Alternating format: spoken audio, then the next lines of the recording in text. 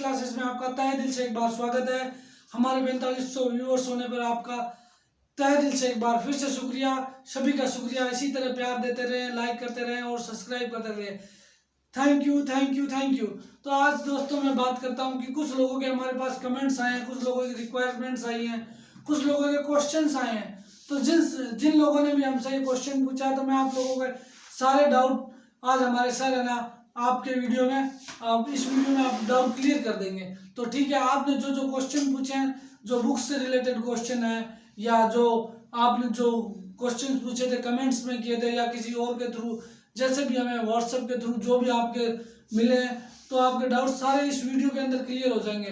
तो आपको और अधिक जानकारी चाहिए, आप हमसे टेलीग्राम के चैनल से जुड़ सकते हैं। हमारा टेलीग्राम है टेरिफिक क्लासेस नाम से, आप सर्च करोगे तो आपको हमारा चैनल मिलेगा। हम आने वाले वक्त में वहाँ आपको आना जैसे ऑब्जेक्टिव नोट्स हैं, ऑब्जेक्टिव वगैरह आपको प्रोवाइड करवाएंगे।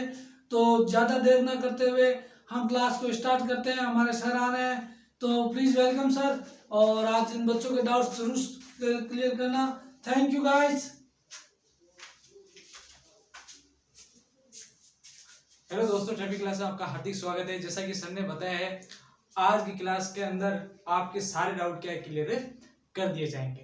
तो देखिए, हमारे जो स्टूडेंट हैं उन्होंने मैसेज किया था कि कौन सी बुक हम पढ़े भूगोल के लिए, कौन सी बुक अच्छी है। तो आपको यही बोलना चाहता हूं मैं, देखिए आप तैयारी किसी भी कंपटीशन की कीजिए, लेकिन आपका जो बेसिक के आधार है, क्योंकि बचपन से हम, आपने देखा होगा 5वीं 6वीं 7वीं 8वीं हम पढ़ तो लेते हैं, रटने पेपर पास कर लेते हैं, लेकिन क्या होता है अपना जो बेसिक ज्ञान है ना, चाहे मैथ का हो, चाहे साइंस का हो, चाहे एसएसटी का हो, किसी का भी हो, वो सारा का सारा किसमें है? एनसीईआरटी बुक के अंदर है। किसमें है? बुक के अंदर। क्योंकि एनसीईआरटी जब बुक क्लियर कर लेते हैं तो आपका लेवल क्या हो जाता है? बहुत ही शानदार हो जाता है। तो मैं आपको यही बोलना चाहता हूं, मैं एनसीईआरटी बुक पढ़िए। आप क्या पढ़िए? एनसीईआरटी बुक शानदार है। किसी भी गाइड के लिए आपको नहीं बोलूंगा, पहले मैं सबसे पहले आप क्या पढ़िए? एनसीईआरटी। आप क्या है? बुक पढ़िए। देखिए, आज हम बात करते हैं महाद्वीप। जैसे आपका कमेंट है कि महाद्वीप किसे कहते हैं और उप महाद्वीप किसे कहते हैं, तो इनको आज समझने का प्रयास करते हैं। देखिए, इसमें बताया गया है महाद्वीप। भाई महाद्वीप किसे कहते हैं? समुद्र सतह से ऊपर उठे हुए बहुत बड़े स्थलीय को महाद्वीप कहते हैं। मतलब क्या है? समुद्र से उठा हुआ भाग। मतलब क्या है?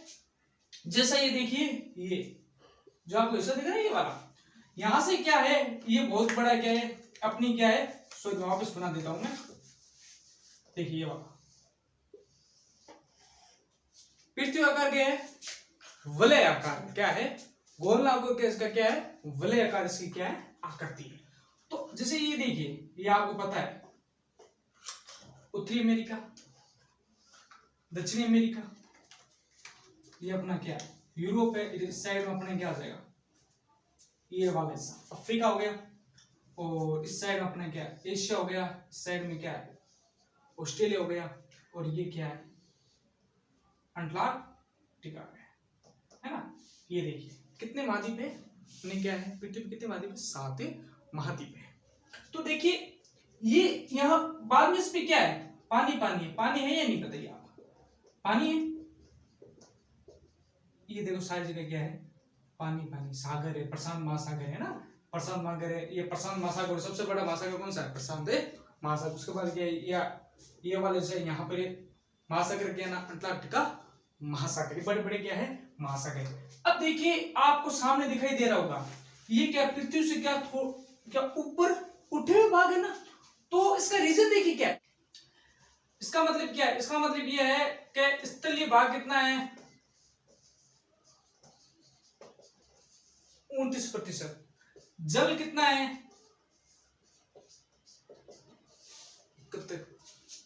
71% क्या है? जल है। तो आई होप आपको ये अच्छे से समझ में अच्छे से आ गया होगा।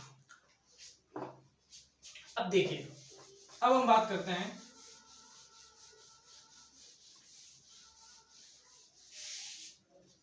वैसे देखिए और भी डिटेल में, अगर मैं चाहूं तो उसको और भी डिटेल में बताना जा सकता हूँ। तो जो हमारी लगातार जैसे मैं महाद्वीप श्रृंखला कराऊंगा, उत्पत्ति कराऊंगा, उसमें भी आपको ये भी बताऊंगा मैं कि महाद्वीप की उत्पत्ति कैसे हुई, महासागर कैसे बना, है ना, हिमालय का उत्थान कैसे हुआ।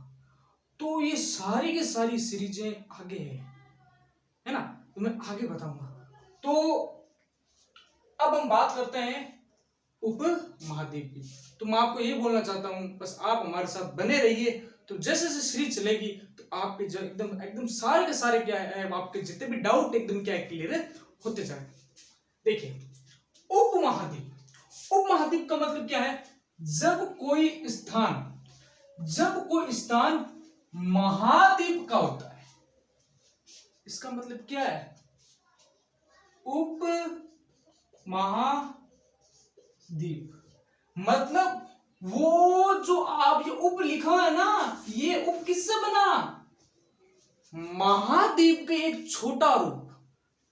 क्या है, महाद्वीप का एक छोटा रूप। अब देखिए, लेकिन तुलनात्मक रूप से, भौगोलिक रूप से अलग और छोटा होता है। मतलब भाग तो वो इसी का ही होता है, लेकिन इसकी तुलना के अंदर वो क्या होता है, छोटा होता है। किसकी तुलना के अंदर, महाद्वीप की तुलना के अंदर उप महाद्वीप क्या होता है, छोटा होता है। तभी तो ये बना उप महाद्वीप। मतलब ये हिस्सा किसका है, महाद्वीप के, महाद्वीप से ही क्या बना है, उप महाद्वीप बना है ना। छोटा होता तो उसे हम क्या बोलते हैं, उप महाद्वीप।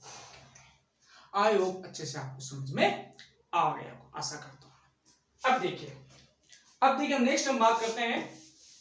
नेक्स्ट अपने द्वीप मैंने बता रखा है, वैसे प्रायद्वीप बता रखा है, वापस आपको क्या रिकॉल कर देता हूं वापस में। अब हम बात करते हैं जल संधि की बात करते हैं। किसकी बात करते हैं, जल संधि की। अब देखिए जल संधि किसे कहते हैं, जल संधि पानी के ऐसे तंग मार्ग को, क्या बताया मैंने, जल संधि पानी के ऐसे तंग मार्ग को कहते हैं जो दो बड़े पानी के समूह को जोड़ता है। क्या बोला मैंने, जो दो बड़े पानी के समूह को क्या है, जोड़ता हो, और जिसमें से नौकाएं आसानी से क्या है, गुजरकर एक बड़े जलाशय से दूसरे बड़े जलाशय तक क्या है, आसानी से, आसान तरीके से क्या है, वहां से जा सके। और उसे हम क्या बोलते हैं, जल संधि या जल डमरू मध्य कहते हैं। अब देखिए इसको मैंने ये क्यों लिखा है, मैंने इसलिए लिखा है, आप इसको क्या अच्छे से आप अपने नोट्स बना सके और उसको अच्छे से आप नोट कर सकते हो। अब देखिए मैं इसको एकदम आसान भाषा के अंदर क्या है यहां बताना चाहता हूं। देखिए ये देखिए ये जो बीच का है ना, बीच में क्या है, ये पानी है, ये क्या है, पानी। तो इसी को हम क्या बोलते हैं, जल डमरू मध्य, जल डमरू मध्य। जल मतलब इसमें पानी हो गया, डमरू मतलब डमरू की तरह दिख रहा है, किसकी तरह दिख रहा है, ये डमरू की तरह दिख रहा है, और मध्य मतलब क्या है, बीच में। अब देखो एक स्थान से, यहां से, इस भूखंड से और इस जगह से क्या है, जा सकता है, जा नहीं सकते क्या, मतलब नौका अगर मैं ये कोई मान लीजिए कोई मछुआरा वगैरह है, अगर कोई यहां से निकले, यहां से आसानी से तरीके से वो जा सकता है, मतलब एक किनारे से दूसरे किनारे तक क्या है, आसानी से वो जा सकता है। और इसी को हम क्या बोलते हैं, जल डमरू मध्य। आई होप आपको समझ में अच्छे से आ गया होगा। अब हम बात करते हैं अपने द्वीप की, प्रायद्वीप की और खाड़ी की बात करते हैं।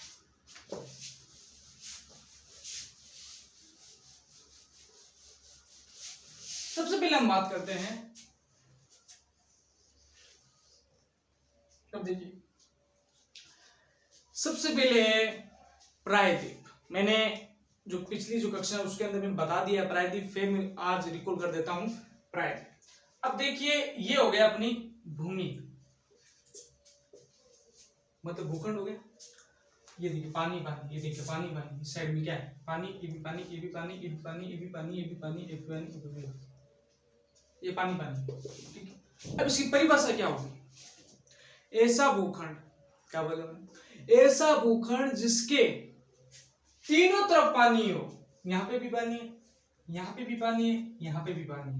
देखिए इस साइड में क्या है, अरब सागर है, दक्षिण में क्या है, हिंद महासागर, और पूर्व में क्या है, बंगाल का। अब मेरे को बताइए ये पानी है नहीं तीनों तरफ, और बीच में क्या है, भूमि, तो इससे हम क्या बोलेंगे, प्रायद्वीप बोलेंगे। क्या बोलेंगे बच्चों, प्रायद्वीप बोलेंगे। अब आप देखिए, अब ये आपको दिख रहा होगा ये वाला हिस्सा,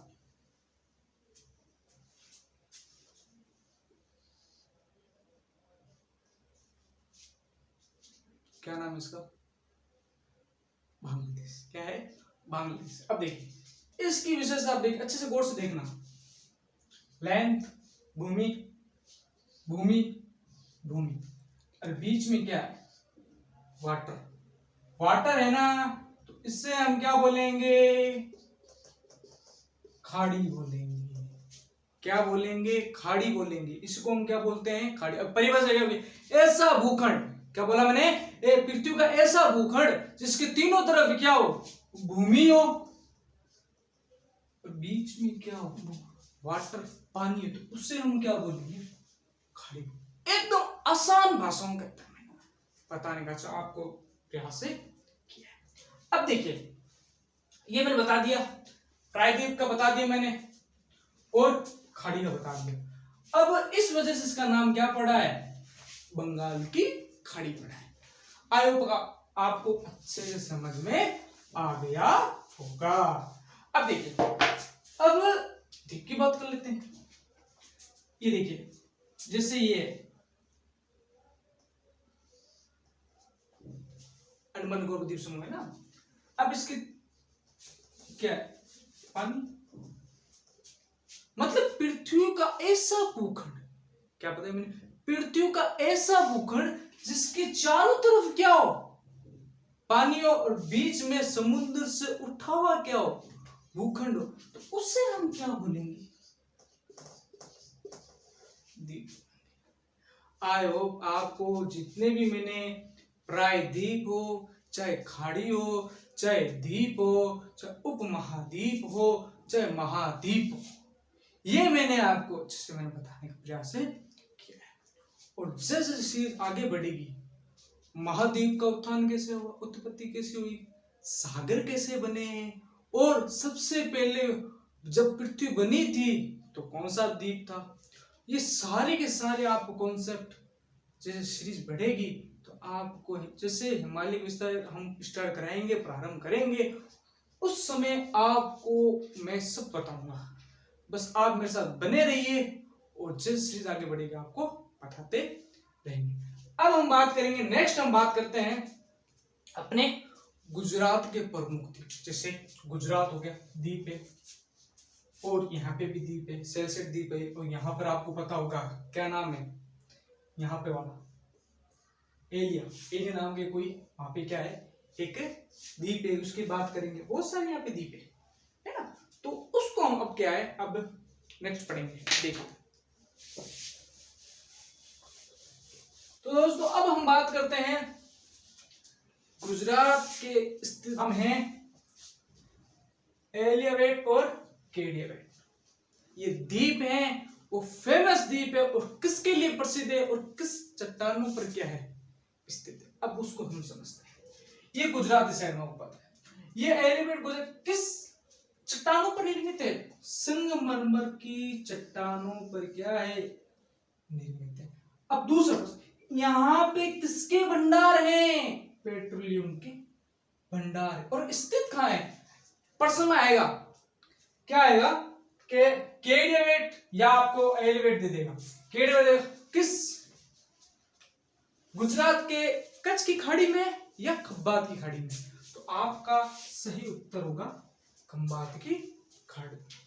आई होप आपको समझ में आ गया होगा।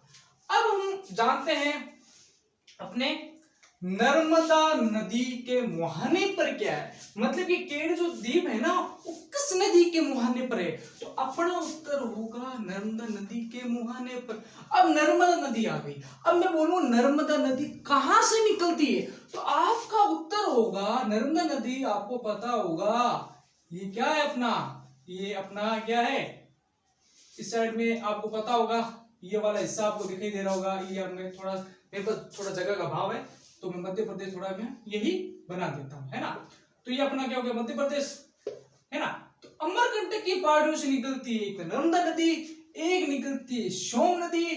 मैं लिख देता हूँ यहाँ पे सोम नदी, जो किसकी सहायक नदी है, गंगा की सहायक नदी है। किसकी सहायक नदी है, गंगा की सहायक नदी। मतलब दो नदी निकलती है, एक उत्तर की तरफ चली जाती है जो सोम नदी गंगा के अंदर क्या है मिल जाती है, गंगा की सहायक नदी है, और एक किस तरफ बहती है, पश्चिम की तरफ बहती है। क्या बहती है, पश्चिम की तरफ। कहां से निकलती है, अमरकंटक की पहाड़ियों से।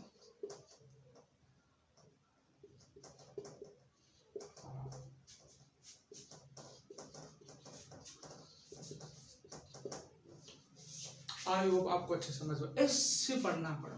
दीप नदी है ना। देखिए हमने ये भी जाना, नदी को जान लिया था कहां से निकलती, इस मतलब एक चीज से इतनी सारी हमने बातें जानी। एक बात और रहेगी, पता है आपको, नर्मदा नदी क्या नहीं बनाती, डेल्टा नहीं बनाती। आपको शायद आपको याद अच्छे से आ गया होगा, नर्मदा नदी क्या नहीं बनाती, डेल्टा नहीं बना। अब डेल्टा क्या होता है, मेरी भाषा को सिंपल भाषा में डेल्टा बता दो क्या होता है, बहुत सारा कंफ्यूजन होता है। डेल्टा का मतलब ये होता है, जैसे देखिए अब गौर से ध्यान से देखिए, नदी यहां से निकली इस साइड में, ठीक है। अब ये कहां पर आ गई, मतलब क्या है, पश्चिम साइड चलेगी, पश्चिम होकर दक्षिण के अंदर चली जाती है। मतलब क्या है, यहां से आई गई, मतलब इसका बहाव तेज है, मतलब इस नदी का क्या बहाव बहुत ज्यादा तेज है। तो क्या होगा, समुद्र के पानी को क्या आगे धकेलने में क्या है, ये नदी क्या है सक्षम है। मतलब क्या है, जब ये नदी जब जाती है समुद्र के अंदर, वो पानी क्या थोड़ा समुद्र के आगे चला जाता है, इस वजह से ये क्या है डेल्टा नहीं बनाती। अब मैं इसकी बात करता हूं गंगा नदी की। तो आपने देखा होगा जैसे ये नदी, मान लीजिए गंगा है ना, जैसे ये नदी यहां पर आती है बांग्लादेश के अंदर, यहां पर आती मतलब क्या है, ये बंगाल की जो खड़ी है ना इस साइड के, जहां पर पश्चिम बंगाल सुंदरबन डेल्टा है, इस तरह में बिखर जाती है, इस धाराओं के अंदर देखिए बिखर जाती है। देखिए ये मतलब क्या, मतलब इसकी जो स्पीड है ना, मतलब नदी आती है एकदम, मतलब ऊपर तो स्पीड होती है, जैसे नीचे जाती है नदी एकदम स्लो मोशन में, एकदम उसकी रफ्तार एकदम क्या हो जाती है, कम हो जाती है। मतलब इनकी धाराओं में क्या अलग अलग क्या धाराओं के अंदर क्या है बढ़ जाती है। अब आपको ये वृक्षाकार नहीं दिखता क्या, वृक्षाकार भी दिखता। दूसरा इसको हम आकृति बोले तो क्या बोलते हैं, त्रिभुजाकार। आई होप आपको अच्छे से समझ में आ गया होगा। कैसा लगी आज की सीरीज, तो हाँ ये हो गया सोई। मुंबई, मुंबई किस द्वीप पर बसा है, क्या बोला मैंने, मुंबई किस द्वीप पर बसा है, सेल सेट द्वीप पर। वेरी वेरी मोस्ट लगा लेना इसको, सेल सेट द्वीप पर क्या है मुंबई बसा हुआ है, एक द्वीप पर बसा हुआ है ना। तो आई होप आपको अच्छा समझ में आ गया होगा। हमारी सीरीज आपको कैसी लगी, ऐसे बेहतरीन है आप कमेंट करते रहिए, क्योंकि आप जब कमेंट करते हैं तो हमको क्या अंदर से क्या मिलती है, पॉजिटिव एनर्जी मिलती है। तो आपने हमारे वीडियो अच्छे से आपने क्या है पूरा देखा, तो उसके लिए आपको तहे दिल से बहुत बहुत क्या है धन्यवाद। लाइक कमेंट और शेयर करने के लिए, सब्सक्राइब करने के लिए आपका बहुत बहुत धन्यवाद। जय हिंद, जय भारत।